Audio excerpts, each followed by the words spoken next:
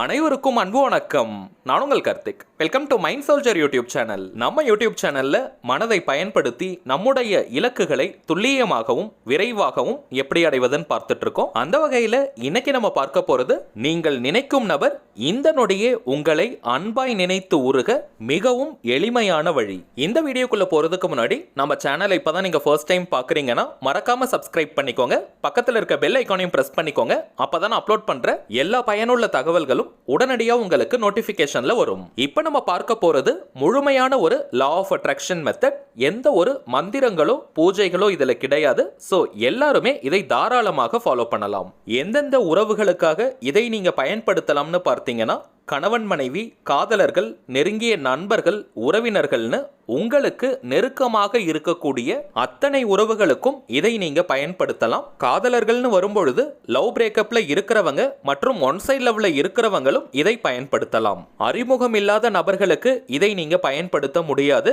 யாருக்காக இந்த மெத்தடை நீங்க யூஸ் பண்றீங்களோ அந்த குறிப்பிட்ட நபருக்கும் உங்களுக்கும் இடையே அறிமுகம் இருந்திருக்கணும். உங்களை யாருன்னே தெரியாத நபர்களுக்கு இதை நீங்க பயன்படுத்த முடியாது.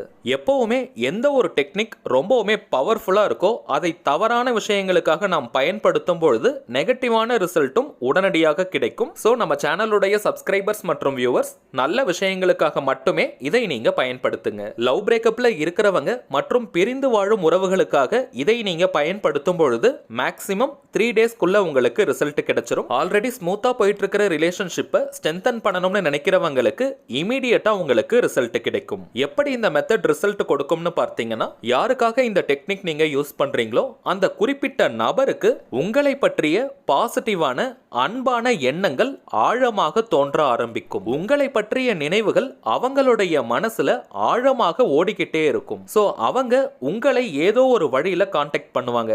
நேர்ல உங்களை பார்க்க வரலாம், அல்லது போன் பண்ணலாம், மெசேஜ் அனுப்பலாம். ஏதாவது ஒரு வழியில உங்களை அவங்க கான்டாக்ட் பண்ணுவாங்க. உங்களை பற்றிய ஆழமான எண்ணங்கள் உங்க கூட உடனடியாக பேசணும்ன்ற உணர்வை ஏற்படுத்தும். இப்ப நம்ம பார்க்க போற மாதிரி கரெக்டா நீங்க இந்த மெத்தடை ஃபாலோ பண்ணுங்க.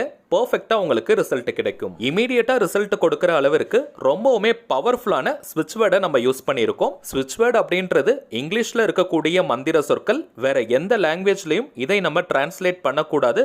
இங்கிலீஷ்ல மட்டும் தான் பயன்படுத்தணும். ரொம்பவுமே எளிமையான வார்த்தைகளாக இருக்கும். இந்த மேஜிக்கல் வேர்டை நம்ம பயன்படுத்தும் பொழுது நம்முடைய ஆழ்மனதில் உடனடியாக அது பதியும். இப்ப நம்ம பார்க்க போகும் இந்த ஸ்விட்ச் வேர்டை 7 நாளைக்கு நீங்க பயன்படுத்தணும். இது முழுமையான லா ஆஃப் அட்ராக்ஷன் மெத்தடா இருக்கிறதுனால பெண்களாக இருந்தாலும் பிரேக் எடுக்கணும்னு அவசியம் கிடையாதுங்க. 7 நாட்களுக்கு தொடர்ந்து நீங்க பயன்படுத்தணும். நடுவுல ஒரு நாள் நீங்க பிரேக் எடுத்துட்டாலும் கூட திரும்பவும் ஃபர்ஸ்ட்ல இருந்தா இந்த மெத்தடை நீங்க ஸ்டார்ட் பண்ணணும். ஒரு நாளைக்கு 108 முறைன்னு 7 நாட்களுக்கு நீங்க தொடர்ந்து எழுதணும். ஆல்ரெடி நீங்க அஃபர்மேஷன்ஸ் அல்லது ஸ்விட்ச் வேர்ட் எழுதுறதுக்கு நோட் புக் வச்சிருந்தீங்கன்னா அதையே நீங்க பயன்படுத்தலாம். அல்லது நீங்க ஃப்ரெஷ்ஷா ஒரு நோட் புக் வாங்கிக்கோங்க. கோடு போடாத, அதாவது அன்ரோல்டு நோட் புக்கா வாங்கிக்கோங்க.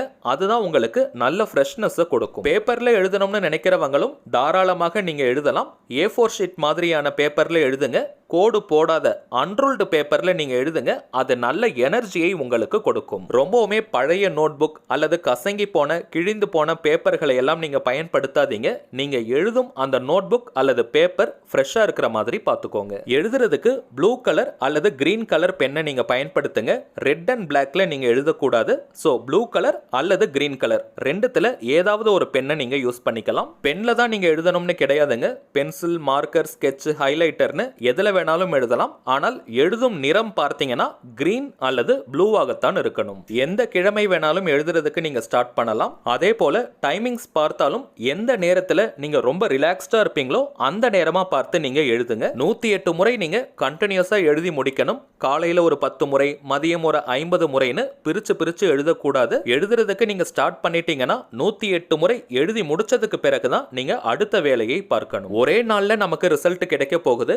7 நாட்கள் ஏன் இதை எழுதணும்னு பார்த்தீங்கன்னா, நீண்ட நாட்களுக்கு அந்த குறிப்பிட்ட நபருடைய மனதுல உங்களை பற்றிய நல்ல வைப்ரேஷன்ஸ் நீடிக்கும். 7 நாட்களுக்கு தொடர்ந்து நீங்க எழுதும் பொழுது அந்த குறிப்பிட்ட நபருடைய மனதில் உங்களை பற்றிய அன்பான இனிமையான எண்ணங்கள் ஆழமாக பதியும். சரிங்க, அடுத்ததாக நீங்க எழுதும் பொழுது உங்களை யாரும் டிஸ்டர்ப் பண்ணாத மாதிரி பார்த்துக்கோங்க. யாருக்காக இதை நீங்க பயன்படுத்துறீங்களோ அந்த குறிப்பிட்ட நபர் மீது எந்த விதமான நெகட்டிவ் மைண்ட் செட்டும் உங்களுக்கு இருக்கக்கூடாது. இன்கேஸ் பிரேக்கப் லவ்ல இருக்கிறவங்களுக்கு அல்லது பிரிந்து வாழும் வேறு உறவுகளுக்கு இதை நீங்க பயன்படுத்தும் பொழுது அவங்க மேல கோபம், வருத்தம், ஏக்கம், அவங்க உடனடியாக உங்ககிட்ட பேசணும்ன்ற எதிர்பார்ப்பு மனநிலை எதுவுமே இருக்கக்கூடாது. அட் பிரசன்ட் அந்த குறிப்பிட்ட நபர் உங்க கூட சந்தோஷமா இருக்காங்கன்ற மனநிலையில தான் இந்த வாக்கியத்தை நீங்க எழுதணும். அல்லது நீங்க ரெண்டு பேர் இதற்கு முன்னாடி சந்தோஷமாக இருந்த அந்த நினைவுகளை நினைச்சிட்டே இந்த வாக்கியத்தை நீங்க எழுதலாம். 108 முறை எழுதணும்ன்றதுக்காக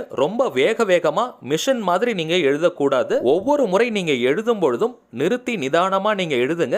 அந்த குறிப்பிட்ட நபர் உங்க கூட இருக்காங்கன்ற சந்தோஷமான உணர்வு நிலையை வெளிப்படுத்திக்கிட்டே நீங்க எழுதணும். இன்னும் சிம்பிளா சொல்லணும்னா அந்த குறிப்பிட்ட நபர் நீங்க எதிர்பார்ப்பது போல உங்ககிட்ட நடந்துக்கிட்டாங்கன்னா நீங்க எவ்வளவு சந்தோஷப்படுவீங்களோ அந்த உணர்வு நிலையை நீங்க கொண்டு வாங்க. அந்த மைண்ட் செட்லயே இப்ப நம்ம பார்க்க போகும் இந்த ஸ்விட்ச் வேர்டை நீங்க எழுதணும். இவ்வளவு தூரம் நான் சொல்றதுக்கான காரணம் இதுதாங்க முக்கியமான சூட்சமம். சோ இதை நீங்க கரெக்டா ஃபாலோ பண்ணுங்க, இமீடியட்டா ரிசல்ட் கிடைக்கும்.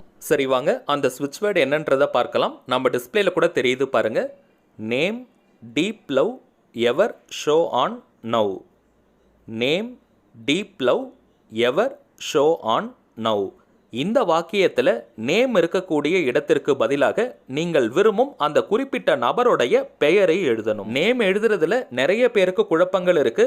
எந்த பெயரை பயன்படுத்தணும்னு நீங்கள் விரும்பும் அந்த குறிப்பிட்ட நபரை நீங்க என்ன நேம் பயன்படுத்தி கூப்பிடுவீங்களோ அந்த பெயரை நீங்க பயன்படுத்துங்க. அது ஷார்ட் நேமாக இருக்கலாம் அல்லது பெட் நேமாக இருக்கலாம், எதை வேணாலும் நீங்க பயன்படுத்தலாம். இன்கேஸ் பெயர் சொல்லி கூப்பிடாதவங்களா இருந்தீங்கன்னா அந்த குறிப்பிட்ட நபரை அதிகபட்சமாக என்ன நேம் சொல்லி கூப்பிடுவாங்களோ அந்த பெயரை நீங்க பயன்படுத்துங்க. உதாரணத்திற்கு ஸ்கூல்ல, காலேஜ்ல அல்லது ஒர்க் பண்ற இடத்துல என்ன நேம் யூஸ் பண்ணி அந்த நபரை கூப்பிடுவாங்களோ அந்த நேமை நீங்க யூஸ் பண்ணுங்க. அவங்களுடைய பெயர் ராஜான்னு இருந்ததுன்னா Raja, deep love, ever, show on, now.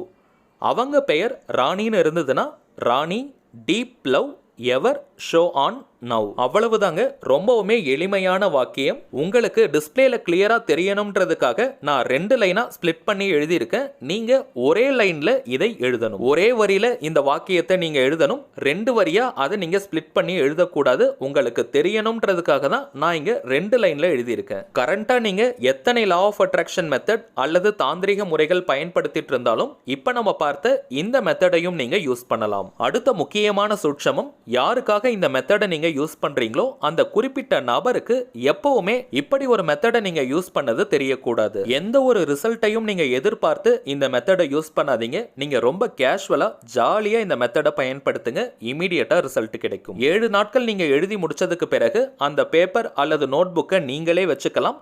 வேணாம்னு நீங்க நினைச்சீங்கன்னா அந்த பேப்பரை நீங்க எரிச்சிடலாம். நோட் புக்ல நீங்க எழுதியிருந்தாலும் அந்த பேப்பர்ஸ் மட்டும் கிழிச்சு நீங்க எரிக்கலாம். ரொம்பவுமே ரிலாக்ஸ்டா இருக்கிற நேரமா பார்த்து எழுதுங்க. பரபரப்பா இருக்கக்கூடிய நேரத்துல இதை எழுதாதீங்க. எந்த அளவிற்கு நீங்க ரொம்ப அமைதியான நேரத்துல எழுதுறீங்களோ அந்த அளவிற்கு வேகமா ஆழ்மனதில் இந்த வாக்கியம் பதியும். சரிங்க, அவ்வளவுதான் இந்த பதிவு. நிச்சயமா உங்களுக்கு பயனுள்ளதா இருந்திருக்கும்னு நினைக்கிறேன். மேலும் இந்த வீடியோ உங்களுக்கு பிடிச்சிருந்தா மறக்காம லைக் பண்ணுங்க, நம்ம சேனலையும் சப்ஸ்கிரைப் பண்ணிக்கோங்க. தேவைப்பட்டுச்சுன்னா உங்க ஃப்ரெண்ட்ஸ் அண்ட் ஃபேமிலிக்கு இந்த வீடியோவை ஷேர் பண்ணுங்க. அடுத்ததா இன்னொரு முக்கியமான தலைப்போட நான் உங்களை சந்திக்கிறேன். என்றும் அன்புடன் கார்த்திக். நன்றி.